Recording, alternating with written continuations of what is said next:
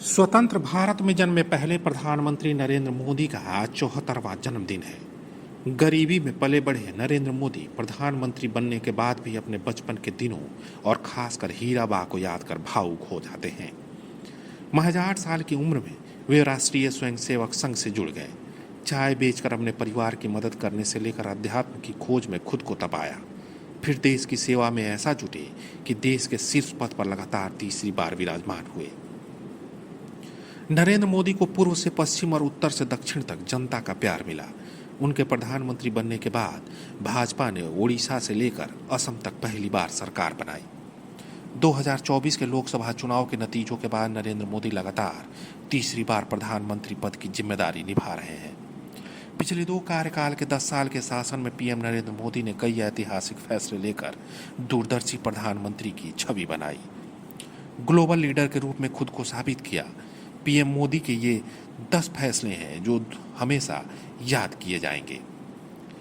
नरेंद्र मोदी के 10 साल के प्रधानमंत्री के कार्यकाल के साथ ही उनके द्वारा लाए गए जनधन योजना के भी 10 साल पूरे हो गए। इस योजना की देश के बाहर भी तारीफ की जाती है। इसके अंतर्गत देश में बिना किसी न्यूनतम राशि के अकाउंट खोले गए, जिसमें महिलाओं ने बढ़ चढ़कर भाग लिया। 8 नवंबर 2016 को प्रधानमंत्री नरेंद्र मोदी ने नोटबंदी का ऐलान किया था। देश में 500 और 1000 रुपए के नोट के प्रचलन को बाहर कर दिया गया। इसका मुख्य मकसद काले धन पर अंकुश लगाना था। बाजार में चल रहे जाली नोटों से छुटकारा पाना और टेरर फंडिंग को भी रोकना था। हालांकि सरकार को इस फैसले के बाद काफी आलोचनाओं का भी सामना करना पड़ा। मेक इन इंडिया मोदी सरकार का एक महत्वपूर्ण क्रांतिकारी विचार रहा। इसका मकसद भारत को विनिर्माण का केंद्र बनाना और विदेशी कंपनियों द्वारा भारत में निवेश की राहों को आसान बनाना है। प्रधानमंत्री नरेंद्र मोदी ने 25 मई 2014 को मेक इन इंडिया कार्यक्रम की शुरुआत की। डिजिटल इंडिया प्रधानमंत्री नरेंद्र मोदी ने डिजिटल इंडिया की शुरुआत की। इसका उद्देश्य देश को डिजिटल क्षेत्र में सशक्त बनाना है।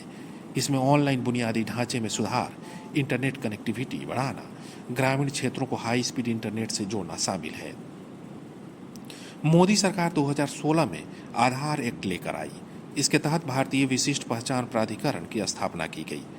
अगर इससे जुड़े लाभों की बात करें तो UIDAI 12 अंकों की आधार संख्या जारी करके नागरिकों को सब्सिडी, लाभ और सेवाएं दी जाती हैं।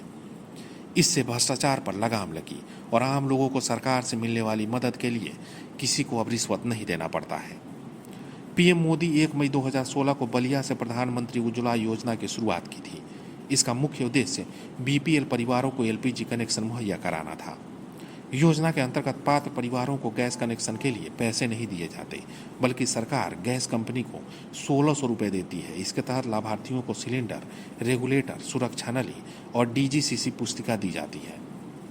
प्रधानमंत्री नरेंद्र मोदी के महत्वपूर्ण फैसलों में 2016 का सर्जिकल स्ट्राइक भी शामिल है। इसके तहत भारतीय सेना ने 28-29 सितंबर 2016 में पाकिस्तान अधिकृत कश्मीर पर सर्जिकल स्ट्राइक की थी। यह 18 सितंबर 2016 में कश्मीर के उड़ी में हुए आतंकी हमले के जवाबी में कार्रवाई थी, जिसमें हमारे 19 जवान शहीद हुए थे। सर्जिकल स्ट्राइक की सफलता का आप इसी से अंदाजा लगा सकते हैं कि भारतीय सेना ने बिना कैजुअल्टी 38 से अधिक आतंकियों को मार गिराया था।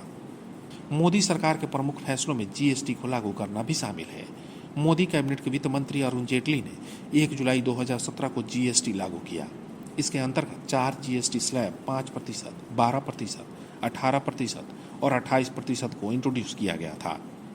प्रधानमंत्री नरेंद्र मोदी ने अपने दूसरे कार्यकाल की शुरुआत में साहसिक फैसला लेते हुए जम्मू कश्मीर से आर्टिकल 370 और 35A द्वारा राज्य को दिए विशेष दर्जे को हटा दिया। 5 अगस्त 2019 को किए इस फैसले लेने के बाद भाजपा सरकार ने इसको ऐतिहासिक भूल को ठीक करने वाला ऐतिहासिक कदम बताया था। कई वर्षों से भाजपा के एजेंडे में लगे CAA को लेकर मोदी सरकार नागरिकता संशोधन अधिनियम 2019 लाई। इसका मुख्य मकसद पड़ोसी मुल्क पाकिस्तान, बांग्लादेश और अफगानिस्तान से आए गैर मुस्लिम धर्मों के लोगों को भारतीय नागरिकता देना था। आज के लिए बस इतना ही, लेकिन किसी और मुद्दे पर अगले दिन बात करेंगे। लेकिन अभी तक आपने चैनल को सब्सक्राइब नहीं किया है तो कर लीजिए।